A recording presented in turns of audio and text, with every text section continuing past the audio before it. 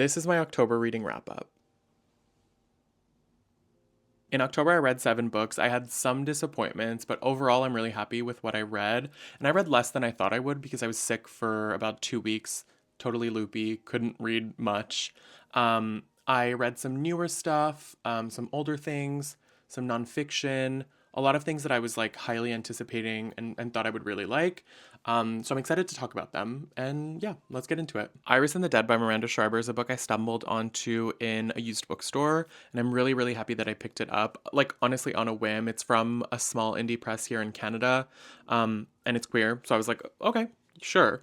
It is essentially a novel about a girl who is recounting a time in her life, like looking back on it, where she was just coming out. She was severely depressed and trying to heal from, or trying to get like a handle on her mental health. And then also falling in love for the first time with a much older counselor that she was seeing because of her mental health. So already like a very tricky situation. There was something really interesting about how first queer relationships, how strongly you can feel those and like feeling those things through the fog of depression. Super, super interesting. The toxic relationship that's going on was very interesting, and very like difficult to read about in a way. But I really enjoyed this book. It's incredible writing. It reminded me of In the Dream House because it's told through vignettes. It's experimental. It's like weird and cool, and I had a good time with it. And yeah, I'm like a lot more people need to know about this because it was really, really great. And I would put it right next to In the Dream House, which is literally my favorite book of all time. So that's quite the compliment. Great Black Hope by Rob Franklin is a novel I heard so much about this summer. And so I was really excited to get to it and read it and see what I thought. Um, and I will start off by saying that I enjoyed it, but I do have some critiques of the novel. Essentially, it's about a young black man who, at the start of the novel, gets arrested for possession. And then you find out that this has happened just a couple weeks after his, like one of his best friends, his roommate, um, has passed away, and this woman that passes away was a socialite in New York and like part of the black elite. And there's like tabloids and like a lot of drama and gossip and so much going on around that situation. Um, and so it's this huge clash of race and class because for him, his class gives him certain privileges because he's in like an upper echelon, but then his race sort of takes them away and it kind of like negates the thing. And it's really, really interesting exploration. But there's 2 novels in this, in my opinion. One novel is The Grief Side, which was really interesting and like I really focused on that and really liked it. And then there's like what's going on in the justice system, his like forced recovery, that whole stuff is a different novel to me. And I felt that they competed against each other in a way that like did a disservice to the final product. Um, and I wanted to love this, but because of that, it was like hard to, we would jump from one to the other and in a way that felt a little jarring. I felt like they could have gone hand in hand, but one of them would have had to sacrifice attention and like being poured into, if that made, like one of them should have had less importance, and I think both of them were important, so that's why I feel like it was 2 novels. Like it could have been just 2 different things. But overall I really liked it. The writing's incredible, and it was saying something really interesting. I just wish I loved it. Hangsaman by Shirley Jackson is weird girl lit down. This reminded me a lot of Barbara Commons, who I read a couple weeks or months ago. I think 2 months ago. It's very strange. It has a spunky narrator, a little bit like Abigail from Magda Szabo. Um, it's weird. Okay, it's about a young girl who is a little strange. Like her inner monologue is really weird. She's kind of an outsider, and then something really traumatic happens. She has overbearing parents, and something happens right before she goes off to college, and so she's sort of reeling from that situation and this thing that happened, as she is dealing with these new social dynamics, um, and power struggles with the people around her. Her teachers and her fellow classmates are sort of taking advantage of her state and how she is. Um, and I thought that was really interesting. I would say the first 75% of this novel I read so quickly because I was so taken by it. And then the last 25 sort of, it sort of like meanders a bit. Like it just didn't really land the way that the start did, but I still really enjoyed this. And Shirley Jackson is like, for some reason I thought she was British, but she is American, and she's definitely an it girl when it comes to weird girl lit. And I want to read more from her. I've only read some short stories, and now this. Or wait, We've Always Lived in the Castle, I think I read, but I don't remember it. And this is horror technically, but it's really like, it's not scary. It's very horror light. And mostly it's the horror of the mundane and the everyday, which is terrifying. So yeah, this is really effective and I liked it. And I'm going to read more from Shirley Jackson because she is amazing. Pew by Catherine Lacey. I put off reading this for so long because I loved Biography of X so much. It's one of my favorite books from the last like 5 years that I've read. And so I knew nothing would come close. And this doesn't come close. Let's just start there. It's really good, but it doesn't come close. This feels like a thought exercise that was like made into a novel. And that's not a bad thing. I think it's really interesting, really cool, experimental, like strange, fun. Catherine Lacey is doing really, really cool stuff when it comes to literature. This is about a person named Pew by this community. So in this like tight knit community in their church, they find this person in the pews, and that's why they call them Pew. This person has no discernible race, gender, sexuality, religion, class, whatever. There's like no indication of any of those things for this person. And they get passed around through the community over the course of a week leading up to a weird like festival that this community has. And because this person is, well, they don't speak, and they basically don't have any like defining characteristics. And so they hold up a mirror to the entire community and to individuals that are in this community. They show the good and the bad. They like spill their guts. They zip themselves up open and just like spew everything out. It's really, really interesting in that way.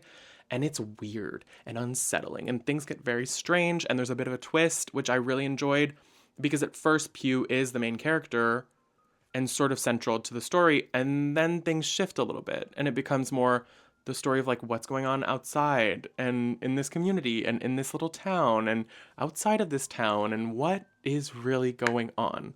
So yeah, very strange, very cool.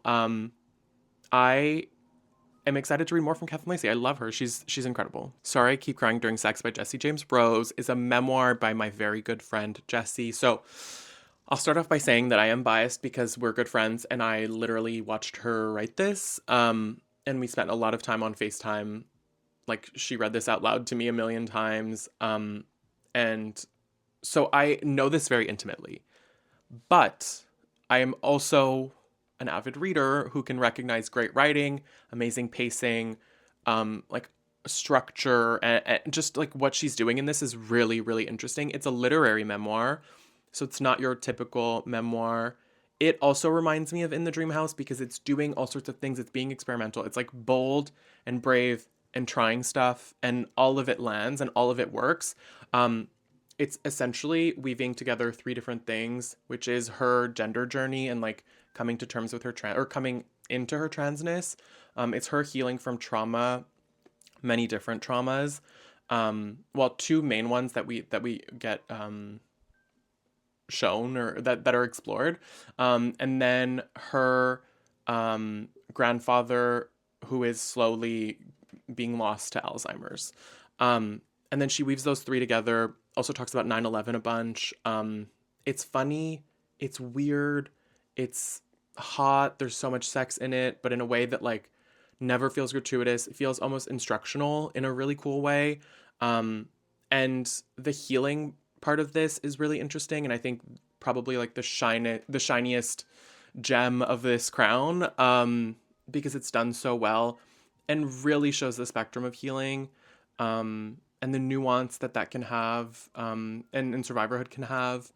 And she's just so smart and incredible, and I love this. I listened to the audiobook version this time around, so I think this is maybe my third time reading it in full.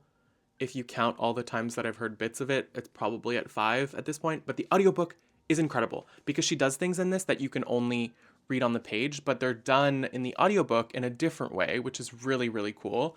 And she reads it herself, and it's astounding because she's an actor, and so it really just works, and it's so cool.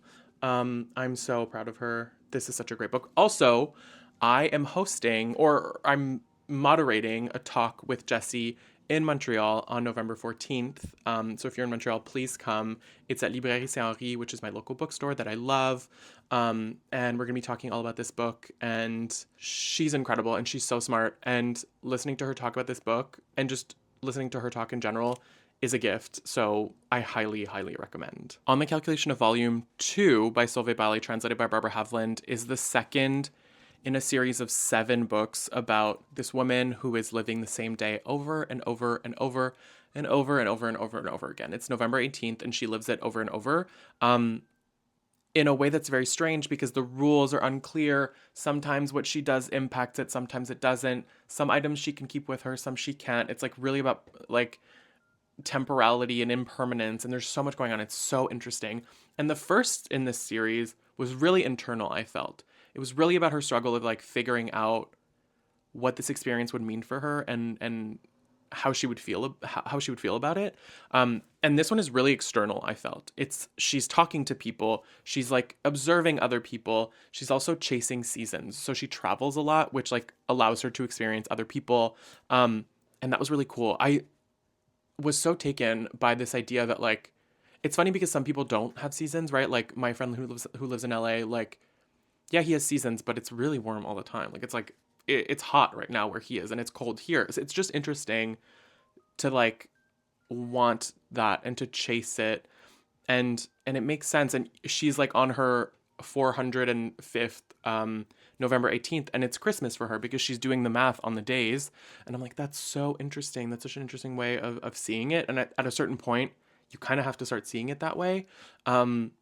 But I'm really interested to see where it goes next because every time I'm like, how can there be 7? But how could there be 2? And this was really good. So she's doing something incredible. Yeah, I'm excited to see the rest of them. I think 3 and 4 are coming out this year or next year in English. So I'm excited to get to those. But this one was really, really good. Mayra by Nikki Gonzalez is a book that I read at the end of October because I wanted to like hold on to spooky season for a bit, even though I don't know if you feel it, but October, like Halloween doesn't exist this year. It's not happening. Some years Halloween's like big, and then this year it's kind of a whisper, and I feel like it's just not the spirit. I don't know what's going on, but this book is really creepy and unsettling, and it is a literary horror that was sold to me because it's set in the swamplands of Florida. Sounds gross, sounds interesting.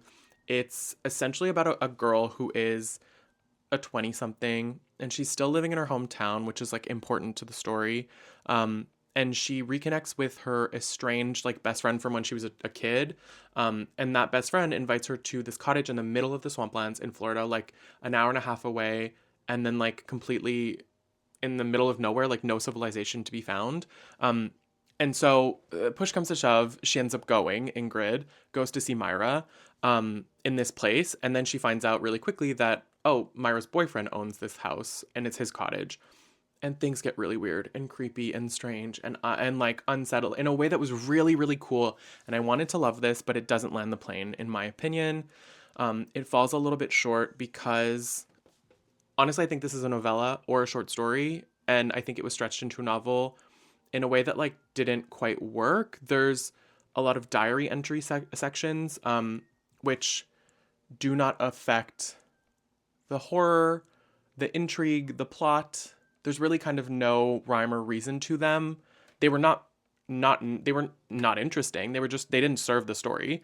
And there's so many flashbacks to Mayra and Ingrid's friendship, which I understood from the jump. So I didn't really need to know that they had this symbiotic relationship, that it was maybe a bit toxic, that this, that, the other. Like I kind of just got that from the beginning, and there was so much time spent on like trying to tell me that.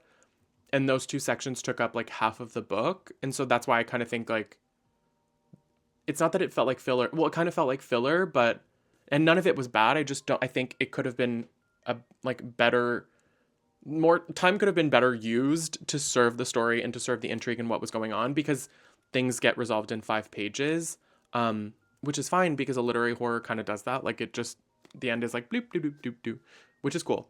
But yeah, I wanted to love this because the setting, the story, the premise, really, really great. Execution, maybe not as great. those are all the books I read in October. I would love to know what you read and loved in October. I'm a big horror fan, so I read horror all year round. If you have any recs like in that vein, please let me know in the comments. I'd love to read them. Yeah, how was your October? Did you read anything you loved?